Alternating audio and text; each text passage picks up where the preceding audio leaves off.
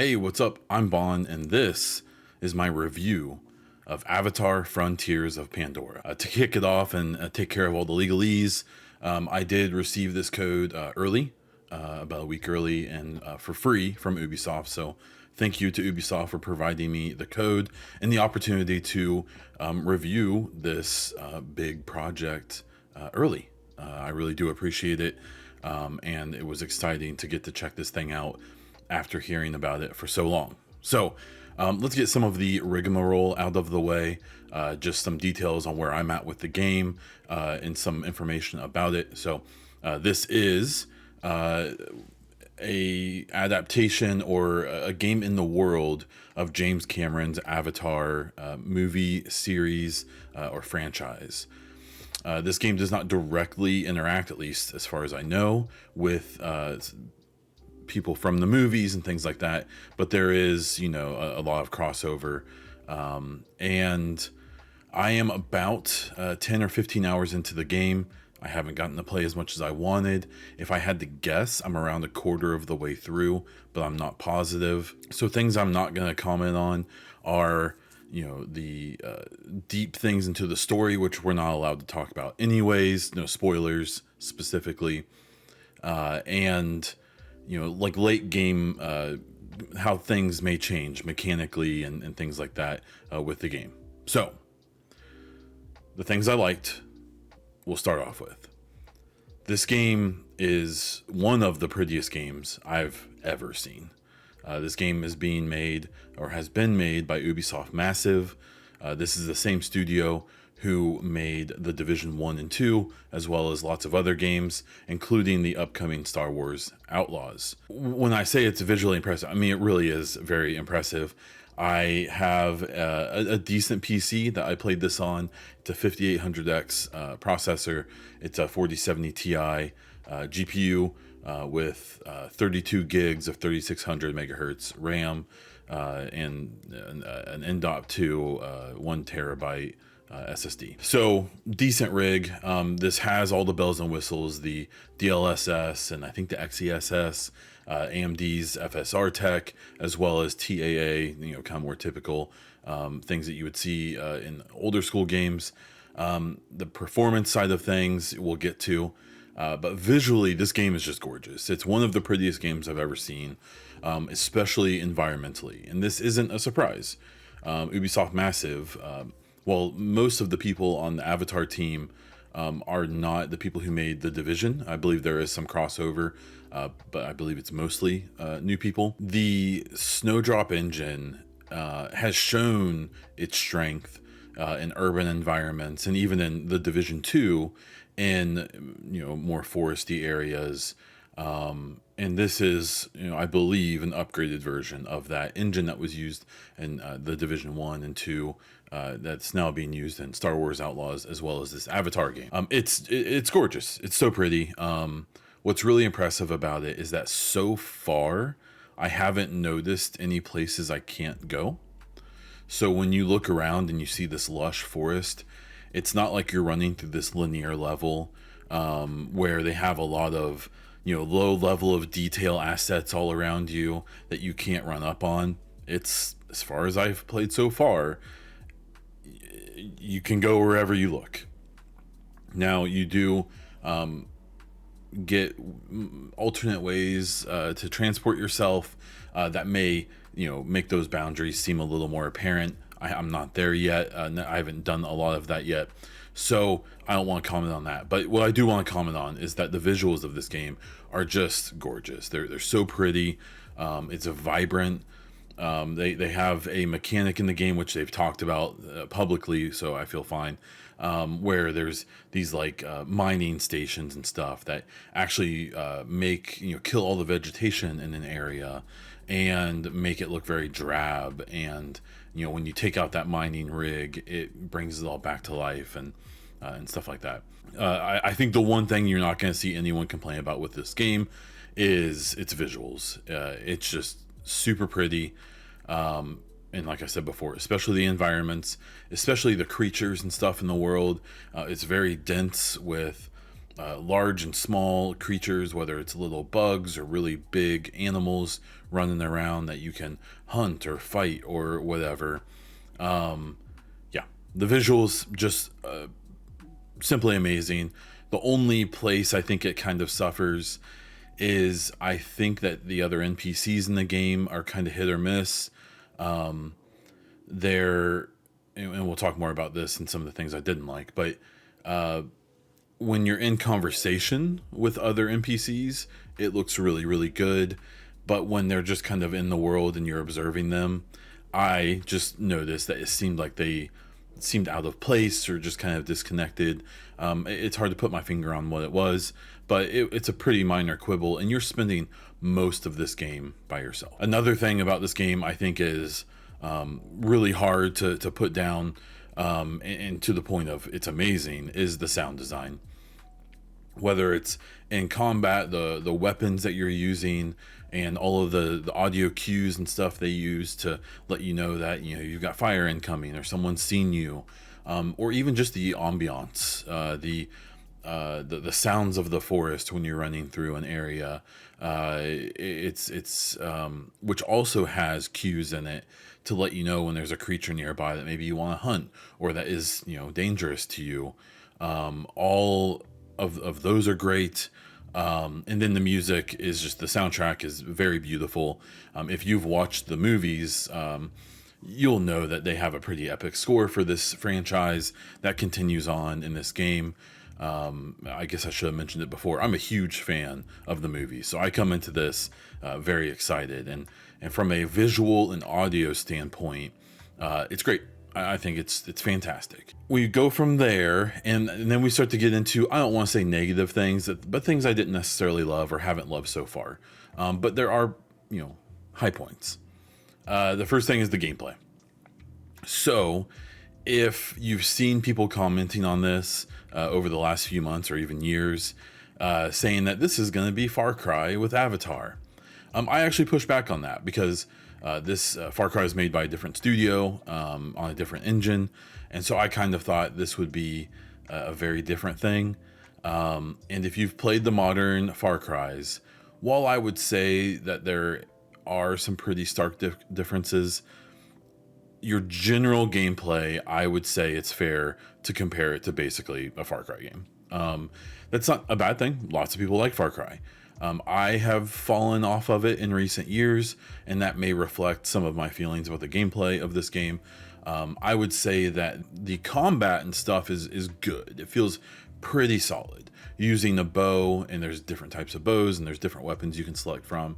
A pretty small selection, but a good enough one. I think using the bow feels really good. There's human weapons that you can use that I don't think feel very good, and that's might be on purpose. I think it really does seem like they want you to have the the Na'vi experience and use their weapons and their tools and stuff like that. So I think that maybe the weapon thing is a purposeful choice. The movement and the gameplay is kind of hit or miss for me a little bit. I will say that you can get into almost like a Mirror's Edge like groove when you're moving around the world and you're learning about how to use your Navi's speed and skill and stuff like that. The things that they can do being these big, gigantic, 10-foot hyper athletic creatures. It can feel really good. The issues to me come down to the gameplay side with combat is that the AI is pretty dumb. It reminds me kind of of Ghost Recon Breakpoint a lot, where you could go in and kill half of a squad and then just run away, and they'll be alerted for a few minutes or for a short time, and then they'll just go back to like nothing ever happened, even though they're dead. Friends are all around them, and I know you can only expect so much from that, but that was the thing that kind of stood out. It's hard for me to describe and say it, but there's just something about the combat that just never really grabbed me and pulled me in, where I enjoyed it, and I would honestly probably say that about the gameplay in general. That while I don't think it was unenjoyable, and I enjoyed being in the world, I never really found myself like playing the game and being like, oh, I gotta play for another 20 minutes. Where there's so many games that have come out, especially in the last year, where I would catch myself being like, just 20 more minutes, and then 2 hours later I'm still playing. I just Nothing about the gameplay loop in Avatar ever really did that to me, and I think in a year like this, that's tough.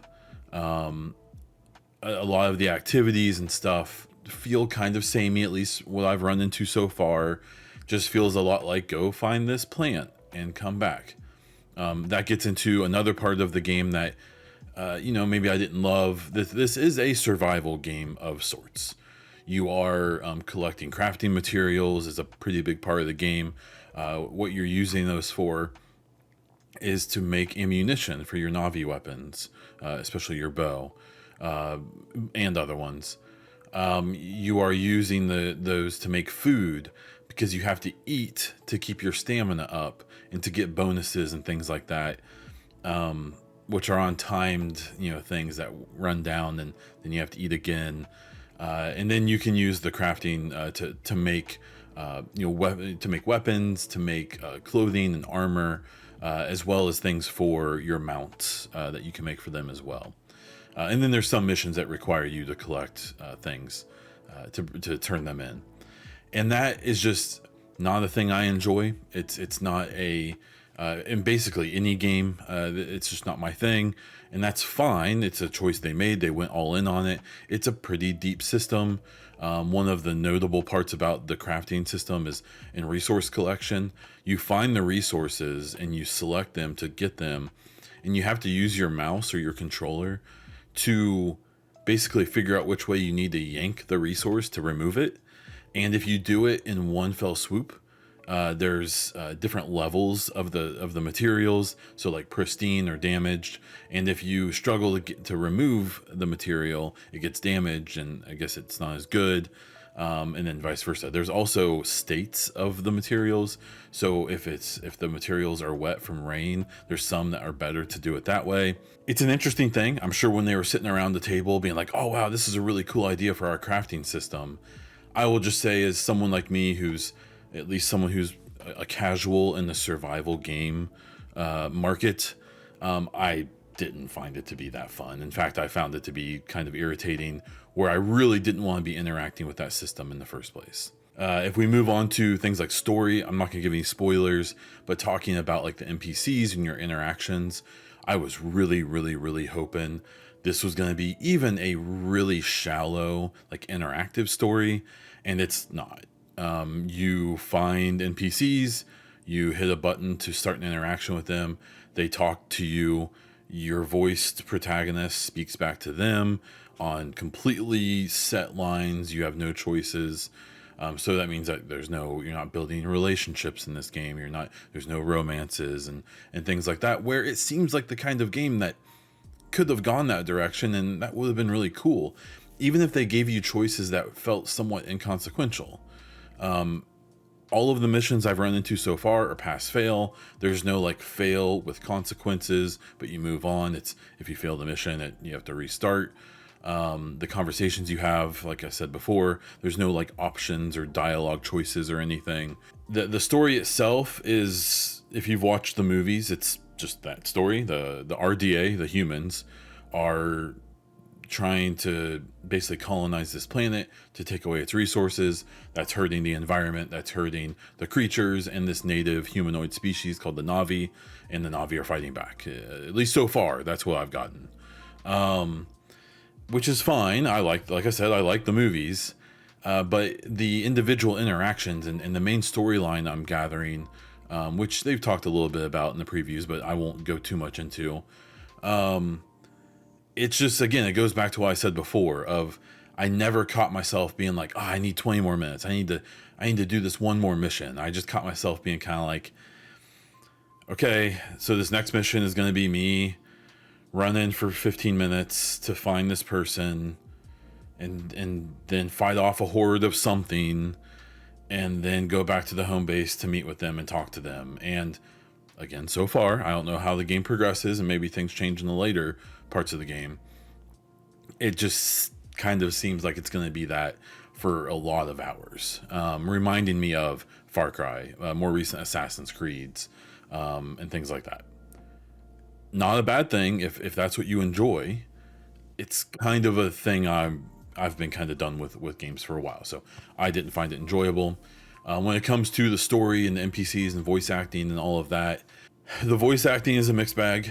Some of the people are fantastic, and especially most of the Navi voice actors that they used are really good, and I really appreciate what they've done.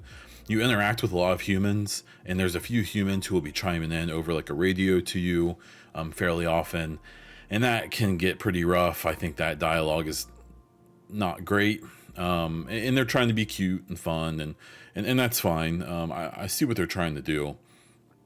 I don't know. I don't think it's executed very well, but it doesn't take much away from the game. It can just get a little annoying from at least when I've been playing. That's kind of the majority of it. I've had some issues with how the game's running on my decent system. I suspect patches and stuff like that are going to fix a lot of that up. You'll notice that, even I'm gonna try to use my own gameplay, but I might have to use some stock footage because I just couldn't for the life of me capture this game in a way that my computer would run it well and it would capture well. For the most part, it's run pretty well on my when I'm just playing, but I did have some issues with capture, but that could be on my side. What I would say is the way I do reviews and things like that is essentially a recommendation level. You can check out my Twitter, where you should see me posting about this around the time that this comes out. We're basically on a scale of 1 to 10. I say whether or not I recommend the average person play this game or not. A 10 out of 10 obviously being that every single person should play. Something around like a 7 should be like, most people will probably like it, especially if it fits your niche of gameplay, like in this case, a open world survival type game. And then, going down to like 2, 3, 4s out of 10, where maybe some people will like it, but I would say most wouldn't. I think for Avatar, putting everything together that I've seen so far in this kind of in progress review, I would give it probably about a 7 out of 10. That's not a bad thing. A 7 is a very good rating, especially after the last year that we've had. It's just, for me, the visuals and the sounds, the sound design, and it's just, they're so good. I just haven't felt very compelled to really get into it by the gameplay and the story. And in a game that is a single player story game, even though it does have co-op, which I have not tried out, it just, I feel like the parts of the game that are really, or seem the most shallow, are the parts I wish were fleshed out, and the games that are and the parts of the game that are the most fleshed out are the parts I wish were a little more shallow. To the point of, this game, I get why it has the whole looter shooter, gear system and all of that. I think this game would have been a lot more fun to just not have that. That's not my preference, and I think that this game being a more straightforward story game, it's a similar idea I've had about like Cyberpunk 2077, where I think the open world of Cyberpunk is neat, but I think it took away a lot of attention and resources from this really cool main story, and that a game like Cyberpunk probably would have been better off being a little more linear and a little more focused in telling you a really cool story and focusing on characters and maybe giving you more choices, rather than spending so many resources on this huge open world. That's kind of how I feel about this Avatar game. I think if you like Avatar, if you like Ubisoft style open world games, if you want something to sink a bunch of time into that will reward that time pretty well, I think if you're looking for a game to play, I think Avatar is a great choice. If you're looking to get into this, to get like a really deep, compelling story from what I've played so far, and having really unique gameplay ideas and stuff like that, stuff you've never seen before from Ubisoft, probably not where you're going to be looking to spend your time. Again, I want to thank Ubisoft for the code. I will, when I finish the game completely one day, do like a complete review where I kind of give my thoughts on, how everything does progress, if there are big mechanical changes, if the story does have a really cool turn or twist at some point. I will do that one day. I just don't know how soon that's going to be because I'm busy, and I'm pretty sure this is a pretty gigantic game. I will have to see what other reviewers say who did finish it, because I'm curious to how much time I have left. So, long story short, amazing visuals, amazing sound design, pretty fun gameplay. If it's the type that you're into, I think the story seems so far like it's a little bland. The interaction with NPCs leaves a lot to desire for me, and that's kind of my general feeling on Avatar Frontiers of Pandora. If you have any thoughts of your own, or questions, I'm happy to answer things in the comments of this video. If you have anything else you want to do, like just say hello, you can do that as well. If you like Avatar, if you like Ubisoft games, if you want gaming news and reviews and speculation, please subscribe to the channel. Hit the like button if you did. I am Bond Diesel all over the internet, on all social media, and over on Twitch, where I stream occasionally. And I have 2 gaming podcasts. One is called The Bonfire. It's a weekly gaming news podcast. The other is the Mass Effect Hypecast, where I talk about the future of Mass Effect, the next game they have coming up. And that one happens a little bit less often, about once a month. So check those things out. That's all I have for this one. So until next time.